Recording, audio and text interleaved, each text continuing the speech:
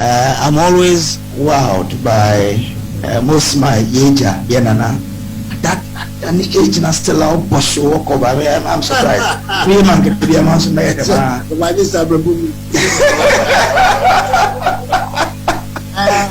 because last year, you were 76. This year, 77. And so a tumuko up and down like that. Wow. No, but I'm sure there's a secret or there's a secret. But last time he secret go to her. Secret being secret being wow. And the woman they remember who see it. Okay. Those two things. Okay. Those are only Yami show. That's it. And we'll be coming to you more to let more to stay fit like this in our times as well. You more come back to the Western region. Yeah, so. That's it. August last year you were here. That's right. September this year. Yeah. Asaba had it. Looks like you have an affinity for the region. Akwaba, it wasn't about the band said he's a president. Doing the president man among who said, oh, it was so bad sancra. It's a 10 year more than a pop for a woman. See, there are some who are 16, first night 10, the bar night 10, and she was about 16. Remember more than at least once a year, using the corporate here possible. There are two things which we get from it. One, wow, the infant said, road projects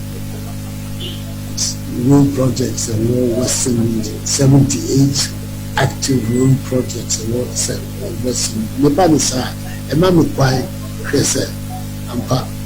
When I also when I teaching, I what everybody has said. Also, those things. I'm the comfort. Say, why you borrow crying? You son in the man so here says here. So that's the first thing. For you to verify for yourself, Sampa.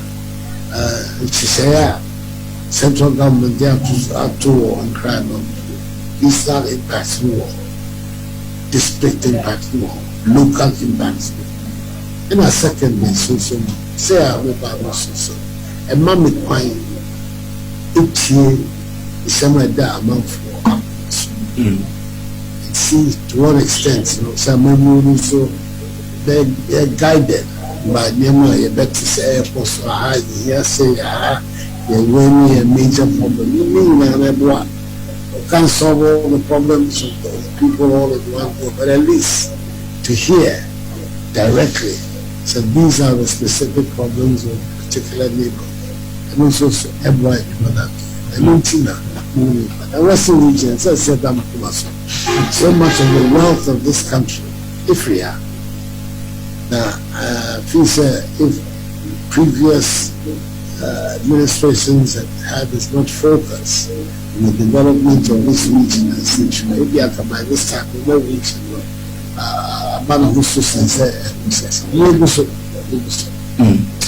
Great. Last year, make a profound statement that you want to dramatically turn around the infrastructure fortunes of the region. And in fact, since then, PTC interchange, Takrade market circle, GMPC headquarters is progressing steadily. And as part of that, tonight I'm told there will be a short cutting for the Takwa Road. Beautiful. Now, one thing you need nature is the Efia Odo development. Within the week, I was told the loan agreement was signed. Yes, loan was signed, but we are putting with the Aswabo for my address as about. Do we know when exactly those kind of the formalities now? You know, the government projects and sign out there go through a lot of formalities. Value for money audit, the formal paper agreements, in some cases parliamentary processes, all those things. And when you announce that this is what you want to do to the time you actually need to do it. Unfortunately, our system needs to be passed. But the package for the Western region and the rehabilitation refurbishment and rehabilitation of Efia Odo, and then the construction of a new hospital, a new regional hospital. The Efia Odo is no longer going to serve as a regional hospital for the Western region. And the teaching hospital. Main teaching hospital, and Afia a regional hospital. Yes, yeah. And these matters are going on, and I have a special interest in making sure that some of these specific infrastructure projects are dedicated to regions taken up and have been completed. And it will be a good idea there. Special interaction with the first gentleman of the land, Nana Akuffo Addo, for His Excellency. Now, as part of the whole hospital agenda, one on Abado, brilliant. And then call Shama, the Shama Hospital sword was cut for last year, but still showing see. Any update on that one? According to wisdom, the contractors on site. Okay. So it means that that's also a plus there. That the contractor is on site. It means you have also to update yourself. Exactly, Mr. President. I have to. You got me there. All right. Now, agenda 111. What's the rationale for this grant? Because Nana Akuffo Addo grant project or to them 111.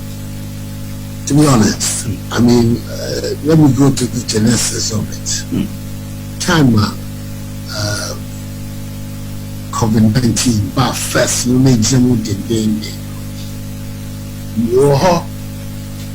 It looks as if it was sweeping the country.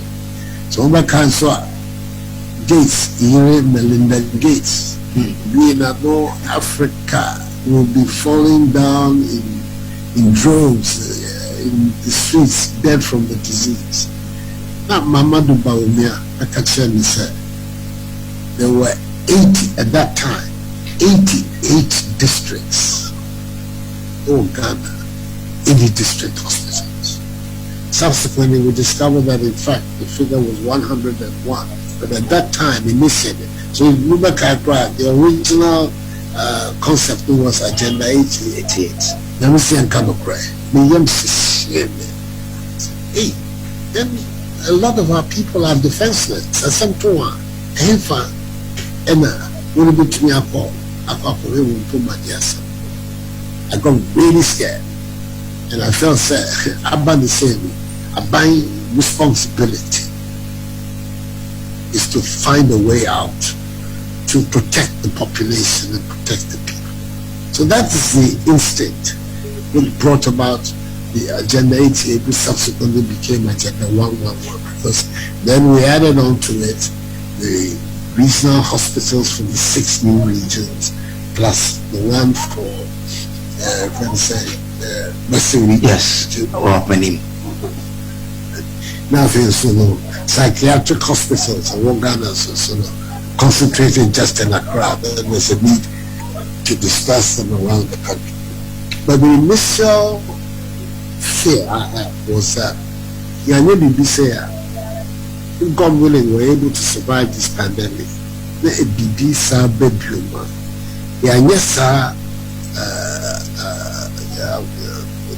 Arrangements here. We're going to expose our population to a lot of suffering. I don't say, political leader, you have to have some sense of responsibility for your people, some sense of compassion for them, and see how you can best mobilize the resources of the country to protect the population. And that is the instinct. People can call it grand, they can give whatever words that they want to it, but for me it is absolutely necessary. You have a situation wherever you are in Ghana, as some tour, you have access to basic healthcare, reasonably, to a facility reasonably. And you're sorry, in 18 months, 2 years time, you have some bad. 260 districts in Ghana now, we have functioning district hospitals. It is our population is better protected, and that is for me the most important aspect of this situation. how best we can protect the population.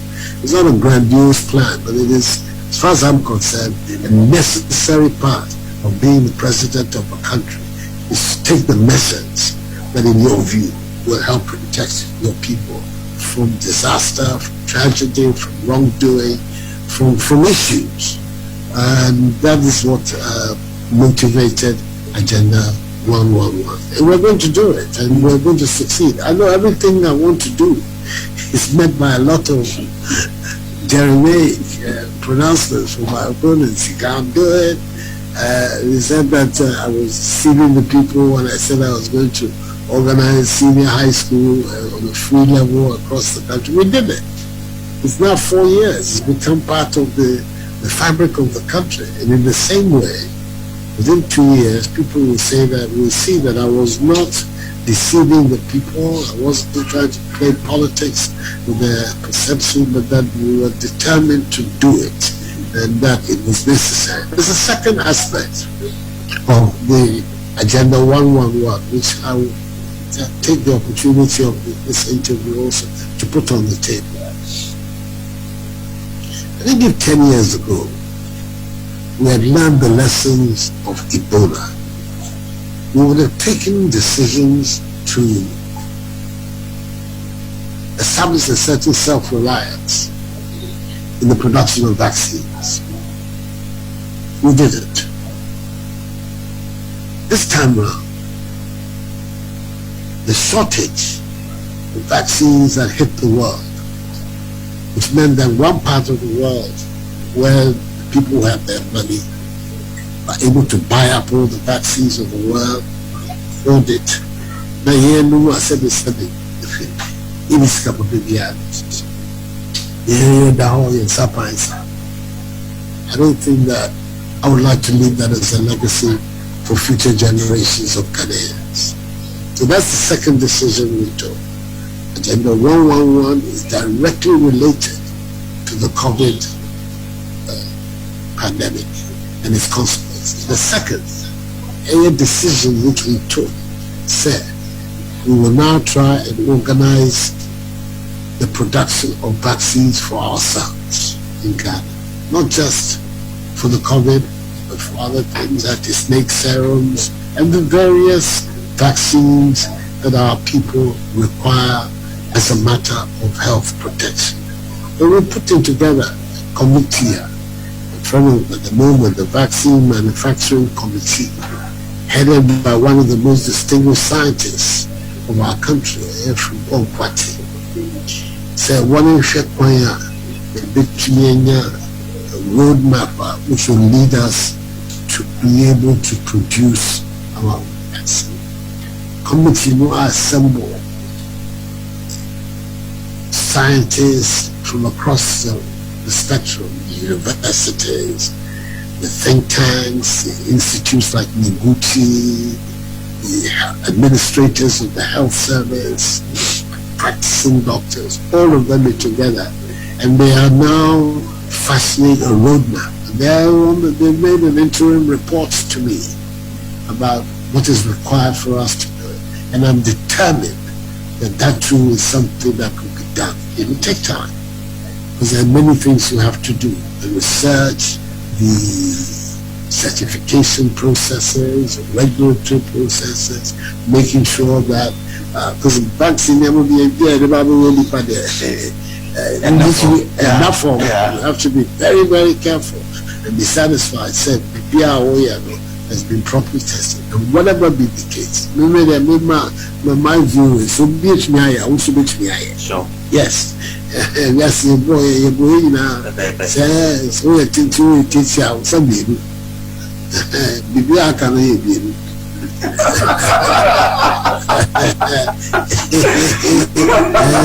So do way but who bet me aya no fi su bet me aya e no ntina ama about the say and so can response to yeah. I believe that and before ya bomb one to look after this and the steps that they're taking, the support that they're receiving across the world.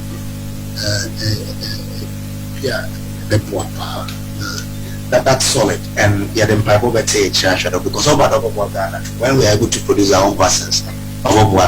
Now in the research arena, Nancy, University of Cape Coast now an honorary degree. University of Cape Coast today has been ranked as the best research institution in the world. And I'm trying to wow, there you go.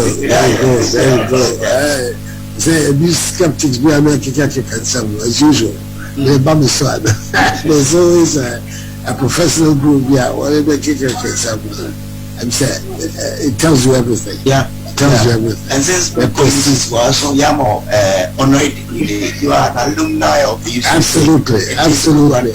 But we're making you proud this year by being the number one ranked research institution in the whole world. Yeah, but in the African world. Yeah. And they say about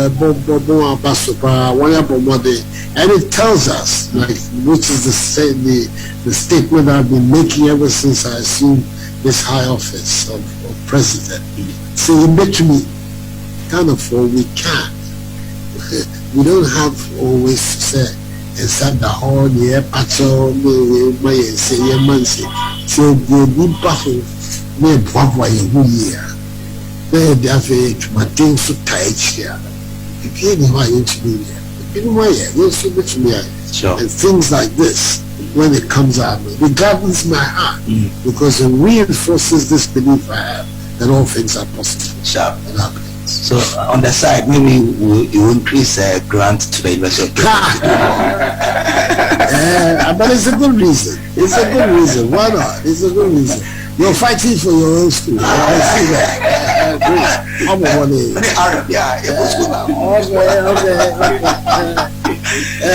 Yeah. But the actualizing the agenda 111, I'm sure the presence of MMDCs in the various districts would help. They'll be there. And I'm but sure they're there already. The impression is being given that there are no MMDCs in the system. It's false. All the people who were MMDCs in my first term are still at post. Okay. I instructed the chief of staff, who's the administrator of all of these people, to extend the tenure in an acting capacity, because the president has that power under the Constitution. So people who are off, if there's a vacancy, that people can act to fill that vacancy, pending the appointment of substantive office holders. So there's no vacuum in local governments in Ghana as we speak today. The 260 metropolitan, municipal, and district chief executives are all in place. But there are certain things they can't do because they are acting. Tell me what? Because the little research we've done, speaking to them, there are a lot of things they can't give go ahead because they are in acting capacities. But actually, and then also the night there in there, you are releasing the list. I don't know if you do them on this platform. I'm so. It's an important point. It's an important point. The last time when we were in office, we found ourselves, for instance, in the last year before the election, making due appointments. I don't want to do that. I want to be sure about the people that are calling to help me at the local level government to be in place all through the rest of my mandate. And it's not an easy task. Originally, I had hoped that the people in the districts would make the decisions themselves. And that by this time, we would have amended the constitution before at every district, municipality and metropolis.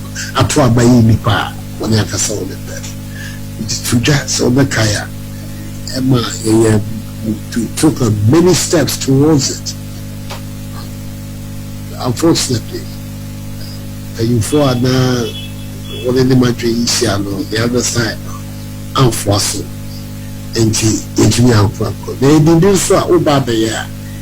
Since I knew we are a party issue. Say party be bad, no about the constitution just to suit itself. Then it says it will be for bad nearby baby. Some of these things about the necessarily consensus, broad consensus in the political space. Then it should be about the consensus, for instance, over the creation of the regions. And we went ahead with a very difficult constitutional process to create regions, 2/3 there, 3/4 that, and sana, which we HBI. Now, when we buy now, opposition can say, we need to be supporting the idea of direct election. Because any Sabia, immediate. A brand back, when you say, that would be the proper situation in which to act. It's in about the same old system, no, and then we have to use it. But old system, no, in a new political context where there's a need for broad consultation, and that is what I've done. I set up committees at the regional and national level to make recommendations for me. I have to really make sure say recommendations to suit the political purposes of the government and respond to issues of competence, political suitability, and all of these things. Loyalty to me as president, because at the end of the day, they are my appointees at the local level. But in this month of September, all these matters will be resolved. September? Yeah, which means I said the program is about this. So when you scoop, but it's on the way. Okay. As I show you, by the end of this month. Yeah, in the course of this month, it will be done. But will you go again on getting consensus for us to vote for MMDCs? Of course, we have to work on that. Hopefully, so once the names are announced, government machinery, to the extent where it is necessary, party machinery, all that will be put into being to make sure that we can get a quick endorsement of it by consensus, so we can move on. Okay. This week, Eko Jomora, there was this demonstration pleading with you and the government. There's been similar one in the Volta region. What are your views on those pleas for the real place? I think, first of all, I see United States said, yeah, restrictions here are made in this COVID era. Be able to hope I can say anything. Mask, I will say, are you happy about that? But normally we don't do that. Normally we greet, we hug. But all kinds of restrictions in Yaba, and yet the normal, etc. But for the sake of our public health, this is here. Got for arrangements here, right from the beginning, March 2020. This year has received acclaim from across the world as some of the best organized arrangements of any government, not here in Africa, in the world. There was a time when there was a survey, an international public health survey, which found that Ghana and South Korea were the two best managed countries as far as the COVID pandemic is concerned. It's because we took these extensive measures. One of them was the closing of the borders. Even say it was not government degenerated, it came from abroad to our country. And until we are sure that we've had a strong control over this thing, we need to be careful about our contacts. At the airport, we have been able to put in a first-class system which is able to control the inflow of people into Ghana by air. Fortunately, when I say fortunately, I mean in terms of a particular issue of this pandemic, we only have one airport. Anybody will be free, maybe about Ghana, only only one airport. It's a airports one. And you can at least control the inflow of people into the country. And so far, that has worked. We've had a system that has been well acclaimed, well embraced across the nation. The land borders pose a different kind of problem. You've got unattributed ways of coming into up to now still controlling that is still difficult. It's difficult. The systems of testing at the borders can be as rigorous as they are at the airport. At Kutuka. We have a lot of our people who are doing this, coming and going on a daily basis. Same day, what are you going to do? You're going to test these people every time. Same in the Volta region. People, the connections between us and two. It's a horrendous set of problems out there. Yes. And then the issue of vaccinations. Are you going to insist that everyone who comes is vaccinated? Are you in a position to enforce that? You yourself, how many of your people have you been able to vaccinate? So this is a schmozzle of problems. I have great sympathy for people living in the border areas who are having the distractions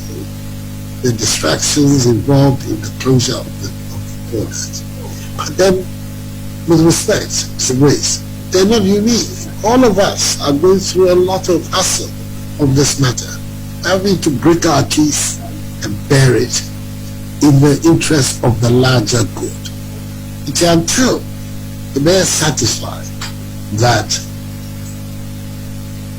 to complete our neighbors, how rigorous and how far have they gone with their own arrangements about controlling the virus? Kenya, Togo, Cote d'Ivoire. So until we're satisfied, say opening the land borders will not radically impact the spread of the infection. I would prefer to err on the side of caution in terms of wanting to protect the population, because at all stages, for me, that has been the most important objective of all the policy, COVID, protecting the population. That's my first responsibility. As president, that is my first responsibility, and I'm determined to carry out that responsibility. I've heard of these protests, I acknowledge them, I've taken them into account. We have this COVID task force which has brought together a broad section of Ghanaian officials, scientists, public health administrators across the world who meet regularly. We had a meeting last week in which these matters are considered all the time, and we review. You can see the result of our reviews in the various different policy changes and announcements that we make. And until we're satisfied, so between land borders for the time being, they will remain closed. And I think it is better for us, all of us, to understand why we are doing these things. And I'm hoping that behind these demonstrations are not politics and politicians wanting to exploit local difficulties. I'm hoping, because if you say, everyone say, MYA, these are not matters. The public health of our country is not a matter we should play politics. Very interesting, and indeed, we will trust your judgment, because Azawaya throughout COVID has proven to be the right decisions, and you would go with it and pray. Wait, you've done well. You've done well in making this statement. It's so evident for us to see when we close down, whatever we've done has really proven to be yes, exactly. We would have to protect, and then we pray that we'll overcome this earlier. What we have to pray for is to get our hands on enough vaccines to vaccinate our population. Now, once we talk about it, COVID has brought a lot of impact on the economy. And you've achieved a long way when it comes to economic growth. But how confident are you of the rebounding after? I'm confident. I'm confident for 2 or 3 reasons. One, I believe the policies that the government have put in place are strong policies. They're the policies that enabled us to achieve an average 7% GDP growth in the years 2017, 2018, 2019, and in 2020, when the impact of the pandemic, most of the world's economies went into recession. We did not. Even though the rate of growth that we registered was modest, I think some 0.9% or something, it was still a positive rate of growth, and that was unusual against the background of what was happening there, because the fundamentals of the Ghanaian economy are strong, and very strong policies were laid down to create that fundamental sector. So first of all, the policies that have been put in place to assist the rebound of the economy. And I think we're seeing the rebound of the economy. This second quarter, the first quarter of 2021, GDP growth rate was estimated at 3.1%, according to the statisticians. This second quarter, 8.9%. Our target this year is a 5% rate of growth is coming out of the pandemic. If you remember, we inherited 3-point-something% rates of growth in 2016. So even with all the difficulties of the pandemic, the target that we have here is much stronger than what we inherited. So I'm very confident. And secondly,